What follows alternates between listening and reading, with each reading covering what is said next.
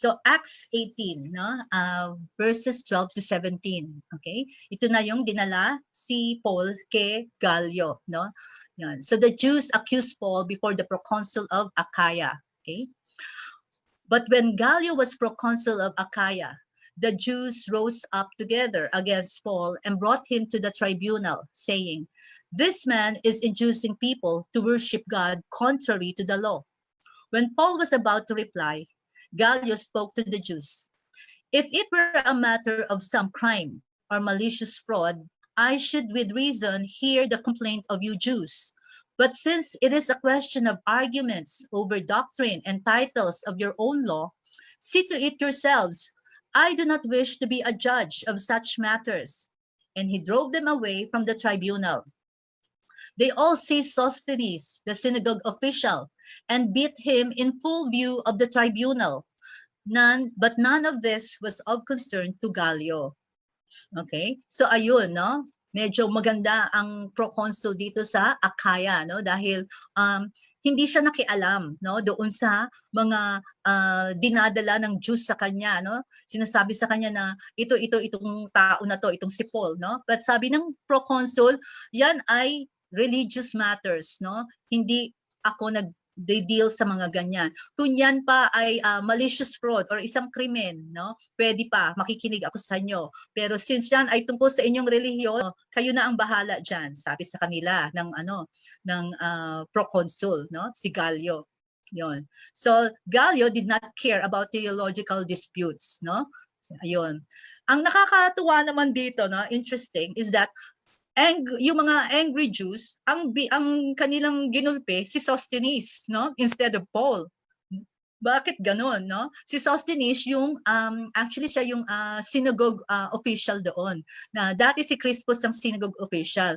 So marahil because si Crispus ay umalis na dahil na-convert na siya, so kaya maaring si Sosthenes na ang pumalit. Or maaring ding magkasama sila doon nagtatrabaho, no? Hindi na na-specify. But siya na yung actually yung synagogue official doon sa Corinto.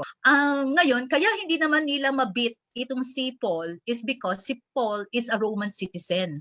At yun nga, bawal sa kanilang mga Hudyo ang magbugbog or magbit sa isang Roman citizen. Kumbaga, mas first class ang citizenship kasi ni Paul, no? Ang mga Hudyo mas mababa. Kaya nakaligtas si Paul sa kanila.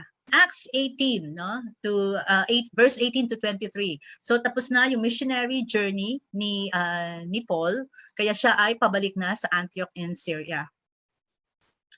Paul remained for quite some time, and after saying farewell to the brothers, he sailed for Syria together with Priscila and Aquila. At Cenchrea, he had his hair cut because he had taken a vow. When they reached Ephesus, he left them there, while he entered the synagogue and held discussions with the Jews. Although they asked him to stay for a longer time, he did not consent. But as he said farewell, he promised, "I shall come back to you again, God willing." Then he set sail from Ephesus. Upon landing at Caesarea, he went up and greeted the church and then went down to Antioch. After staying there some time, he left and traveled in orderly sequence to the Galatian country and Phrygia, bringing strength to all the disciples. Papansin nyo, no? Si Priscila, nauna ang pangalan kay Aquila.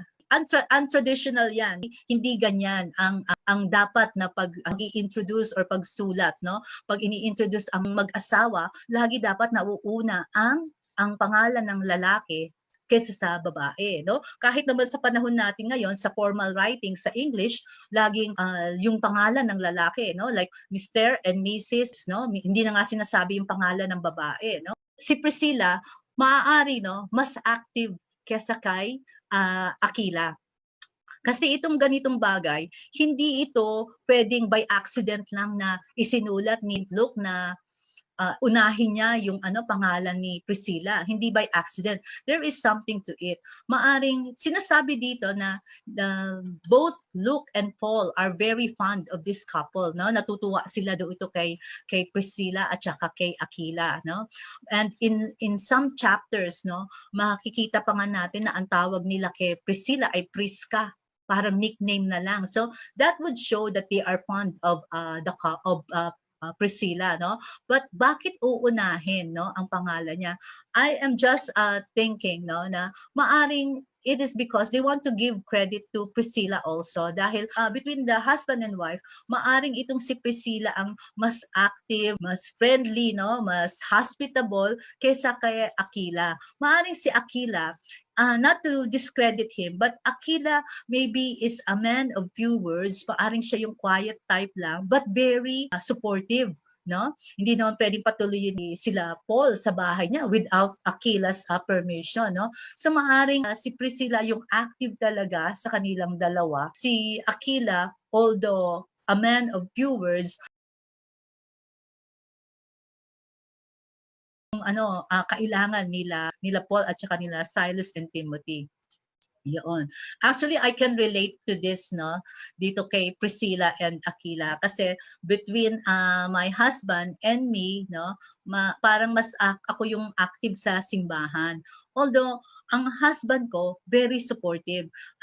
Hindi siya masalita, no? Pero pag sinabi ko na Daddy, alam mo kailangan namin ng projector sa Bible study or kailangan namin ng ganito sa Sunday school. Tulungan mo akong ayusin yung mga silya doon sa pupunta yan. Daddy, dalhin mo tong sa mabigat, pupunta yan, no? Niya. So, very supportive. Hindi ka na magdadalawang salita diyan. Siya, very supportive siya. Ako yung nasa na bumubungad, ganun. Yeah. So, but these guys, no, they are not like sabihin mong under, no? Hindi sila under, but they are confident about their manhood, no? That they are not threatened kung yung wife nila medyo mas mapapel, ganun. Okay. No, Aquila and Priscilla, no, yung kanilang mga pag-uugali, no, sa Acts 18, 2-3, sa Romans 16, sa 1 Corinthians 16, and sa 2 Timothy 4, no? And to summarize it, they are friendly, hospitable, committed to each other, and committed to their friendship with Paul, no? And committed to working together to spread the gospel of salvation. Yun ang mga mga traits. Kaya nga sabi ni Paul at saka ni Luke, no? They are model Christian couple, no? They were generous with their time and their wealth in opening their home as a place of Christian worship. They were brave. No? They risked their lives to save Paul, and for this, the Gentile communities were indebted to them. No? Sa Romans 16, sinabi ni Paul na there was a time na ni-risk ni Aquila at saka ni Priscilla ang kanilang buhay, no, para sa kanya. The couple joined Paul's missionary team and traveled with Paul to Ephesus, where they established a church home, no? As they did when they returned to Rome after Claudius' decree was lifted. So nang nagpunta pa sila, sumama pa sila actually later on kay Paul sa Ephesus, no? At nang matapos na sila sa Ephesus, nang i-lift na yung ban doon sa Rome para sa mga Christians, bumalik na rin sila sa Rome. At yung bahay nila naging na rin, place of worship, no? Yun. Naging church home na. Okay? So ito na yung ito sa Corinth, no? Dito sa Corinth. Tapos sa Corinth, pumunta si Paul sa Cenchrea, nagpagupit siya ng buhok, no? Kasi tapos na daw ang kanyang journey, kaya ang kanyang mission pala, kaya nagpagupit na si Paul ng buhok. May vow siya na gano'n na hangga't hindi natatapos yung kanyang mission, hindi siya magpapagupit ng buhok. So since natapos na, nagpagupit na siya ng buhok. Yun. At nagpunta siya sa Ephesus. Pupunta siya doon sa Caesarea Maritima. Okay. Yun. So tingnan naman natin kung ano ang Ephesus. So Ephesus was the third most important city in the Roman Empire after Rome and Alexandria in Egypt. No? So lahat kasi noon before mga cities lang yon, no? Lahat yung Roman Empire. Makikita nyo naman dito, no, na kahit ito ay mga ruins at noong unang panahon pa, ang structural engineering nila maganda na, no? Mukhang progressive din sila. Maganda ang Ephesus, no? Si Mother Mary dito nagstay, no? Yan. So ito makita mo progressive na sila, meron silang amphitheater, okay? Ang dami, ang daming upuan. Pagdating nila sa Ephesus, no, nagpunta si Paul uli sa mga synagogues, no, at sa synagogue at nagturo doon.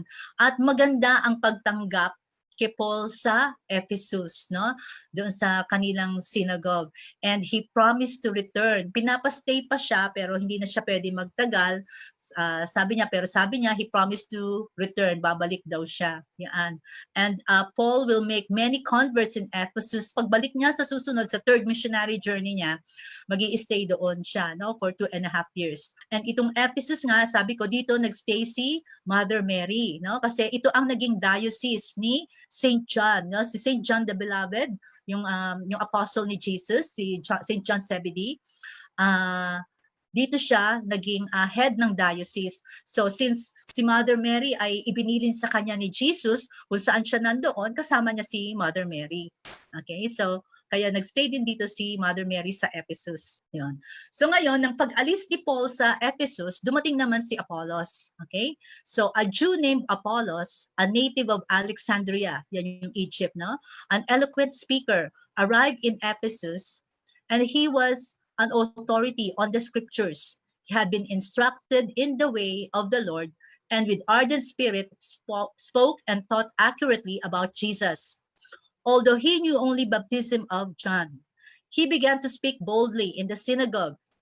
But when Priscila and Aquila heard him, they took him aside and explained to him the way of God more accurately.